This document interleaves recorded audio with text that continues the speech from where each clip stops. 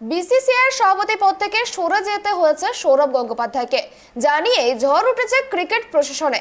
অনেকেই সৌরভের পাশে দাঁড়িয়েছেন, তার হয়ে সওয়ালও করেছেন। সেই তালিকায় সবথেকে গুরুত্বপূর্ণ মুখ পশ্চিমবঙ্গের মুখ্যমন্ত্রী মমতা বন্দ্যোপাধ্যায়। বোর্ড সভাপতি নির্বাচনকে ঘিরে যে বিতর্ক দানা বেঁধেছে তা নিয়ে মমতার মন্তব্য যথেষ্টই তাৎপর্যপূর্ণ। রজার বিনি বোর্ড সভাপতি হচ্ছেন তা যখন নিশ্চিত, তখন মমতা বন্দ্যোপাধ্যায় আইসিসির চেয়ারম্যান হিসেবে সৌরভের নামের প্রস্তাবের পক্ষে সওয়াল করেন। এজন্য প্রধানমন্ত্রী নরেন্দ্র মোদীর কাছে অনুরোধ করেন তিনি জানান, তিনি প্রধানমন্ত্রীকে অনুরোধ করছেন দয়া করে সৌরভকে আইসিসির নির্বাচনের প্রতিদ্বন্দ্বিতা করতে দেওয়া হোক। কিন্তু আইসিসির চেয়ারম্যান কে হবেন তা নিয়ে বিসিসিআই কর্তারা এখনো কোনো আলোচনা করেননি।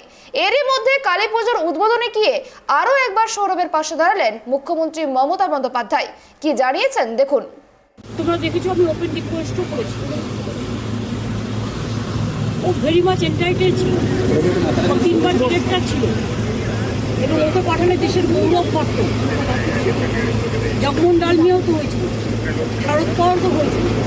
তাহলে আজ কী কারণে, কোন এক অজ্ঞাত কারণে আজকে সৌরভের মতো ছেলেকে টোটাল ডিপ্রাইভ করা হয়েছে এবং পজিশনটা রেখে দেওয়া হচ্ছে অন্য কারোর জন্য রিজার্ভ করেছে।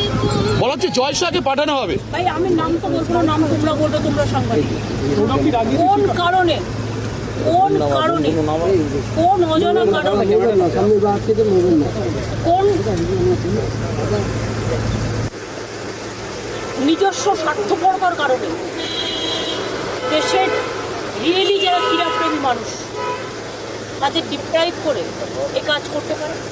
আজ সচিন টেন্ডুলকারের জায়গায় থাকলে আমি সচিনকে সাপোর্ট দিতাম, আমি আজাহার থাকলে আজাহারকে সাপোর্ট দিতাম। আমরা ক্রিকেটটাকে কিন্তু ইন্ডিয়া হিসেবে অলওয়েজ দেখেছি। আর সৌরভ সেখানে সারা পৃথিবীতে বারবার খেলে এসছে, বারবার ঘুরে এসছে। আজকে সৌরভ টোটাল ভদ্র ছেলে বলে কিছু বলেনি, মুখ বুঝে হয়তো নিশ্চয়ই ওর মধ্যে ব্যথা হয়েছে, সে ব্যথাটা কাউকে বুঝতে দেয়নি। কিন্তু আমি তোমাদের বলছি যে এটাকে আমরা সহজভাবে নিচ্ছি না এবং আমরা সব, আমি এটা বলবো, it's a seamless a political vendetta to give priority to a particular